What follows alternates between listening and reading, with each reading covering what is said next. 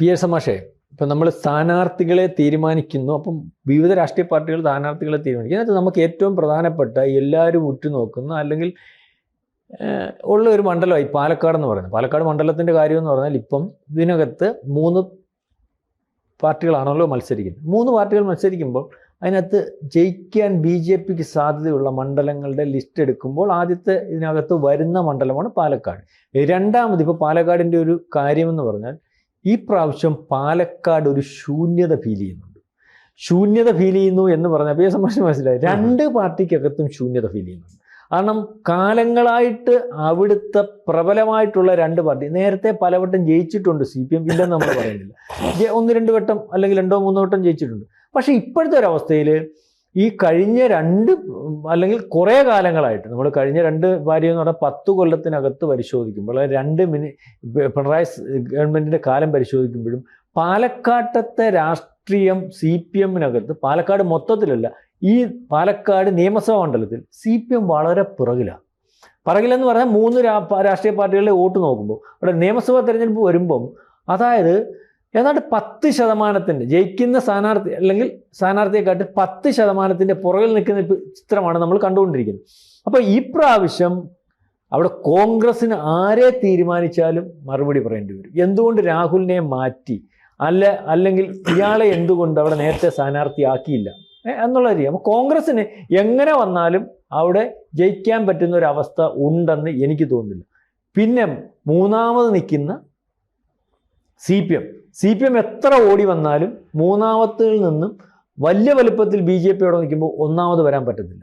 അപ്പം ഈ പാലക്കാട് ഇപ്പം ബാക്കി എല്ലായിടത്തും ഇതിനെക്കാട്ടി സാധ്യത നേമത്തുണ്ടെന്ന് പറയുമ്പോഴും വട്ടിയൂർക്കാവിലുണ്ടെന്ന് പറയുമ്പോഴും ഇപ്പോഴത്തെ ഭൂരിപക്ഷം നോക്കുമ്പോൾ അല്ലെ പഞ്ചായത്ത് തിരഞ്ഞെടുപ്പ് വെച്ച് നോക്കുമ്പോൾ അവിടെ 10,000 വോട്ടിൻ്റെ ഭൂരിപക്ഷത്തിൽ നിൽക്കുന്നവരാണ്. കാരണം അവിടെ ഇലക്ഷൻ നടത്തിയാൽ അവിടെ ഇപ്പം 7,000 വോട്ടിൻ്റെ ഭൂരിപക്ഷത്തിലാണ് യഥാർത്ഥത്തിൽ ഇലക്ഷൻ കഴിഞ്ഞിട്ടുള്ള റിസൾട്ട്. MLA ഇലക്ഷൻ അല്ലെങ്കിൽ അവിടുത്തെ മണ്ഡലത്തിലെ രീതി വെച്ച് നോക്കുമ്പോൾ BJP സ്ഥാനാർത്ഥി കൂടുതലുള്ളൂ. നേമത്തും ഇതുപോലെയുണ്ട്. അപ്പം പാലക്കാട് അങ്ങനെയൊന്നും അത്രയും അല്ലെങ്കിൽ പോലും പക്ഷേ ഇപ്പം ആദ്യം ജയിക്കുന്ന സീറ്റ് എൻ്റെ ഒരു കണക്കൂട്ടലനുസരിച്ച് പാലക്കാടായിരിക്കും. അതിന് കാരണമെന്ന് പറഞ്ഞാൽ രണ്ടിടത്തും സ്ഥാനാർത്ഥിയെ തീരുമാനിക്കാൻ പറ്റുന്നില്ല. അത് കോൺഗ്രസ്സിന് പറ്റുന്നില്ല, ഇതുവരെ തീരുമാനിച്ചിട്ടില്ല കോൺഗ്രസിൻ്റെ സ്ഥാനാർത്ഥിയെ. രണ്ടാമത് CPMനും പറ്റുന്നില്ല, CPM സരിനെ നിർത്തുന്നില്ല. അവിടെ ഒരു പൊതു സ്വതന്ത്രൻ, അതായത് CPMൻ്റെ അവസ്ഥ അറിയാമല്ലോ, ഏത് കാരണം ഉണ്ടെങ്കിലും CPM ഒരു പൊതു സ്വതന്ത്രനെ തീരുമാനിക്കുന്ന ഒരു ഇടമെന്ന് പറയുമ്പോൾ അവിടെ അവർക്ക് വലിയ പ്രതീക്ഷയില്ല എന്നുള്ളതാണ് PS മാഷ്. അപ്പം ഇവിടെ ഇപ്പോൾ വന്നിരിക്കുന്നത് പറഞ്ഞാൽ ഏറ്റവും വലിയ ക്രൗഡ് പുള്ളർ, ഒരുപക്ഷെ പാലക്കാടിനെ ഒന്നാമത്തെ അല്ലെങ്കിൽ ലിസ്റ്റിൽ കൊണ്ടുവന്ന, ഒരു കാലത്ത് ഒന്നുമല്ലായിരുന്നിടത്ത് A ക്ലാസ് ലിസ്റ്റിൽ കൊണ്ടുവന്ന 19% വോട്ടിൽ നിന്ന് 29%-ലേക്ക് പാലക്കാടിനെ എത്തിച്ച ശോഭാ സുരേന്ദ്രനാണ് അവിടെ സ്ഥാനാർത്ഥി. അവർ ചുവരെഴുതി തുടങ്ങിയിരിക്കുന്നു. അവിടെ BJP ജയിക്കത്തില്ല. അല്ല, ഇപ്പോഴത്തെ സാഹചര്യം നോക്കിയാലേ തിരുവനന്തപുരം ജില്ലയേക്കാൾ കൂടുതൽ സാധ്യത ഈ പാലക്കാട് എന്ന് പറയുന്ന കോൺസ്റ്റിറ്റ്യുവൻസിക്ക് ഉണ്ട് BJPയെ സംബന്ധിച്ചാണ്. അത് BJP ആദ്യം ജയിക്കുന്ന നിയോജകമണ്ഡലം ഏതെന്ന് ചോദിച്ചാൽ വേണമെങ്കിൽ പാലക്കാടെന്ന് പറയാം. അത് BJPയുടെ മാത്രം ഗുണമല്ല, കോൺഗ്രസ്സാണല്ലോ അവിടെ ജയിക്കുന്നത്. കോൺഗ്രസിൻ്റെ വോട്ട് ബാങ്കും അവരുടെ സ്വാധീനമൊക്കെ തകർക്കുന്ന തരത്തിൽ അവരുടെ മുൻ MLA രാഹുൽ മാങ്കൂട്ടത്തിൽ പ്രവർത്തിച്ചു എന്നുള്ള ഒരു വലിയ വിഷയം അവിടെ നിലനിൽക്കുന്നുണ്ട്. ഈ രാഹുൽ മാങ്കൂട്ടത്തിൻ്റെ ഹാങ് ഓവറിൽ നിന്ന് കോൺഗ്രസ്സിന് എളുപ്പത്തിൽ രക്ഷപ്പെടാൻ പറ്റാത്ത സ്ഥിതിയാണ് നിലവിലുള്ളത്. അതുകൊണ്ട് കോൺഗ്രസ് ആരെ നിർത്തും, ഏത് സ്ഥാനാർത്ഥിയെ നിർത്തും? കാരണം രാഹുൽ ഇങ്ങനെ പറഞ്ഞുകൊണ്ടിരിക്കുകയാണ് ഞാൻ മത്സരിക്കും എന്നോ. ഇപ്പോൾ കോൺഗ്രസ് ഭയപ്പെടുന്ന കോൺഗ്രസ് ഒരു സ്ഥാനാർത്ഥിയെ നിർത്തിയാൽ തന്നെ രാഹുൽ മാങ്കൂട്ടത്തിൽ വന്ന് ഇടിച്ചു കയറിയാൽ. ഇടയ്ക്കെന്ന് പറഞ്ഞിട്ടെ, കഴിഞ്ഞ ദിവസം ഇന്നലത്തെ സമാപനത്തിൽ രാഹുൽ മാങ്കൂട്ടത്തിനെ തിരിച്ചെടുക്കണമെന്ന് പറഞ്ഞുകൊണ്ട് ഫ്ലെക്സ് പിടിച്ചുകൊണ്ട് ആൾക്കാർ പറഞ്ഞപ്പോണ്ടായിരുന്നു. ഈ സമാപനത്തിന്റെ BD സതീശന്റെ ഇന്നലത്തെ അവരുടെ സമാപനത്തിൽ അതെ, രാഹുൽ ഗാന്ധി ഉള്ളിടത്ത് എന്നുണ്ടായിരുന്നു. അപ്പൊ ഇപ്പോഴും അയാളുടെ സ്വാധീനം സാർ ഈ പറഞ്ഞോണ്ട് PS മാഷ് പറഞ്ഞോണ്ട് അല്ല, അപ്പൊ അവരുടെ ആ രാഹുൽ ഫാക്ടർ അതെ എന്ന് പറയുന്നത് എങ്ങനെ കോൺഗ്രസിനെ ഉപദ്രവിക്കും എന്നുള്ളത് തെരഞ്ഞെടുപ്പ് വരുന്ന സമയത്ത് നമുക്ക് മനസ്സിലാക്കാൻ പറ്റും. അപ്പോൾ ഒന്നാമത് നിൽക്കുന്ന ജയിച്ചുകൊണ്ടിരിക്കുന്ന പാർട്ടി ഇത്തരത്തിലുള്ള വലിയൊരു പ്രതിസന്ധിയെ അഭിസംബോധന ചെയ്തുകൊണ്ടിരിക്കുകയാണ്. അപ്പോഴാണ് BJPയുടെ സ്റ്റാർ കമ്പെയിനർ. എവിടെ പോയി മത്സരിച്ചാലും അവിടെയൊക്കെ വലിയ തരത്തിൽ ഊർജം പാർന്ന് BJPയുടെ സാന്നിധ്യം ശക്തമായിട്ട് വ്യക്തമാക്കുന്ന സ്ഥാനാർത്ഥിയാണ് ശോഭാ സുരേന്ദ്രൻ. അത് BJPക്കാർക്ക് മാത്രമല്ല പുറത്തുള്ളവർക്കും ഫീൽ ചെയ്ത് തുടങ്ങി. അതുകൊണ്ട് ശോഭാ സുരേന്ദ്രൻ ചുമരെഴുതിയാൽ ശോഭാ സുരേന്ദ്രൻ ജയിക്കും എന്ന് BJPക്കാർ വിശ്വസിക്കുന്നു എന്നുള്ളതാണ്. നമ്മൾ ആ വാർത്തകളൊക്കെ വരുന്ന സമയത്ത് BJPയുടെ ജില്ലാ പ്രസിഡന്റ് പ്രശാന്ത് ശിവൻ മാറി നിൽക്കുകയായിരുന്നു. വളരെ നേരം കഴിഞ്ഞതിന് ശേഷമാണ് അദ്ദേഹം അതിൻ്റെ കൂടെ ചേർന്ന് എന്നുള്ളത് ശരിയാണ്. ആ മാറി നിൽക്കലെന്ന് പറയുന്നത് വിയോജിപ്പാണ്. ഇവിടെ പാലക്കാട് ഞങ്ങളുണ്ട് മത്സരിക്കാൻ, ഇവിടെ ഇറക്കുമതി സ്ഥാനാർത്ഥികൾ വേണ്ട. അത് പാലക്കാട്ടെ BJPയുടെ മുദ്രാവാക്യമാണ് ശരിക്കും. കാരണം അത്രമാത്രം ശക്തമായിട്ടുള്ള അടിത്തറ BJPക്ക് പാലക്കാട് നിയോജകമണ്ഡലത്തിലുണ്ട്. അതാണ് അവരങ്ങനെ പറയുന്നത്. മറ്റിടങ്ങളിൽ അങ്ങനെ പറയില്ല. ആര് വന്നാലും കുഴപ്പമില്ല, നമുക്ക് കുറച്ച് ഓട്ടമുണ്ടാക്കാം, നമുക്ക് മത്സരിക്കാം, നമുക്ക് ഓട്ടമുണ്ടാക്കാം എന്നാണ് മറ്റിടത്തെ മുദ്രാവാക്യം. ഇവിടെ അങ്ങനെയല്ല, ഞങ്ങൾ മത്സരിക്കും, ഞങ്ങൾ ജയിക്കും എന്നാണ് BJPക്കാർ പറയുന്നത്. അവിടെ ഈ ശോഭാ സുരേന്ദ്രൻ എത്രമാത്രം സ്വീകരിക്കപ്പെടുന്നു എന്നുള്ളത് ഒരു പ്രധാനപ്പെട്ട ഘടകമായി നിൽക്കാം. എങ്കിലും തെരഞ്ഞെടുപ്പിലെ തുടക്കത്തിൽ ഇത്തരത്തിലുള്ള വിമുഖതകൾ അല്ലെങ്കിൽ ഉടക്കുകളൊക്കെ ഉണ്ടാവുമെങ്കിലും കുറച്ച് കഴിയുമ്പോൾ അതൊക്കെ മാറും.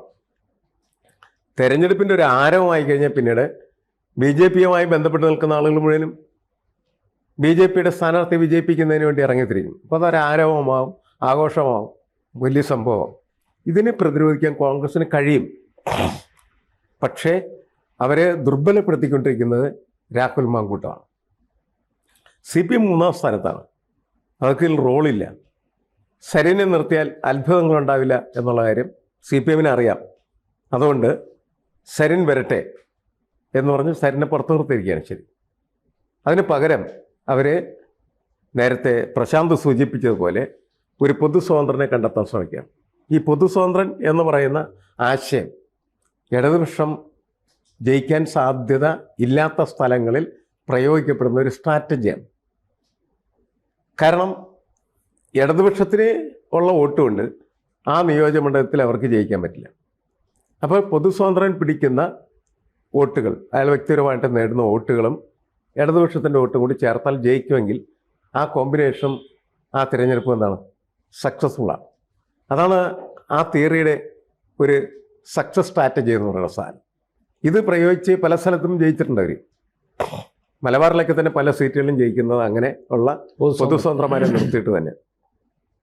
അത് പാലക്കാട് വേണമെങ്കിൽ അവർ പ്രയോഗിക്കാം. തീരുമാനിച്ചിട്ടുണ്ട്. കാരണം അത് ശോഭാ സുരേന്ദ്രൻ നിൽക്കുന്ന സമയത്ത് അത്തരത്തിലുള്ള പൊതു സ്വാതന്ത്ര്യം വിജയിക്കണമെങ്കിൽ ഈ ശോഭാ സുരേന്ദ്രൻ്റെ സ്റ്റാമിനയുള്ള കാൻഡിഡേറ്റ് ആയിരിക്കും. അങ്ങനത്തെ കാൻഡിഡേറ്റുകളൊന്നും നമുക്കറിയാമല്ലോ പുറത്തില്ല എന്നുള്ള കാര്യം. അപ്പം അതുകൊണ്ട് ഈ ചുവരെഴുത്തെന്ന് പറയുന്നത് മുന്നോട്ട് കൊണ്ടുപോകുന്നത് BJPയുടെ ഒരു MLA എന്ന നിലക്കാണ്. BJPയുടെ MLA എന്ന നിലക്കാണ്. അതായത് കോൺഗ്രസ് അവിടെ ദുർബലപ്പെട്ടു പോയാൽ പിന്നീട് ജയിക്കുന്നത് BJP തന്നെയായിരിക്കും. അപ്പം ഇതിനകത്ത് ഒരു കാര്യമുണ്ട് സാറേ, PS മാഷ് പറഞ്ഞത് വളരെ കറക്റ്റാണ്. അവിടെ ശോഭയാണ് ജയിക്കാൻ സാധ്യത. ജയിക്കാതിരിക്കണമെങ്കിൽ അത് BJPക്കാർ തീരുമാനിക്കണം. അതിനകത്ത് കഴിഞ്ഞ പ്രാവശ്യവും തോൽപ്പിക്കണമെങ്കിൽ അവിടെ ജനമല്ല BJPക്കാര് ഈ പറയുന്ന പ്രശാന്ത് ശിവന്റെ പടലപ്പിണക്കം വളർന്ന് അല്ലെങ്കിൽ ഇതിനകത്ത് ഗ്രൂപ്പ് ഉണ്ടായി തോൽപ്പിക്കണം. കാരണം എന്താണെന്നറിയാം, സാറ് പറയുന്ന പോലെ അവിടെ ആരും വേണ്ട എന്ന് വെളിയിൽ നിന്ന് പറയാൻ തക്ക പ്രാപ്തിയുള്ള BJP അവിടെ ഉണ്ട്. BJPക്ക് അടിത്തറയുണ്ട്. അവിടെ BJPക്ക് എന്തെങ്കിലും ചെയ്യാൻ പറ്റും. അപ്പോൾ അവിടെ ശോഭ പാലക്കാട്ട് നിന്ന് MLA ആകും.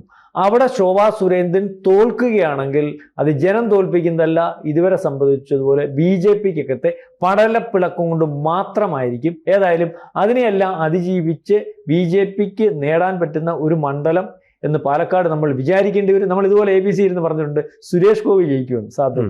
പക്ഷെ എല്ലാവരും തള്ളി പറഞ്ഞപ്പോൾ പക്ഷെ അന്ന് ഇപ്പം PS മാഷ് പറയുന്നു പാലക്കാട് BJPക്ക് ശോഭയാണെങ്കിൽ MLA ഉണ്ടാകും.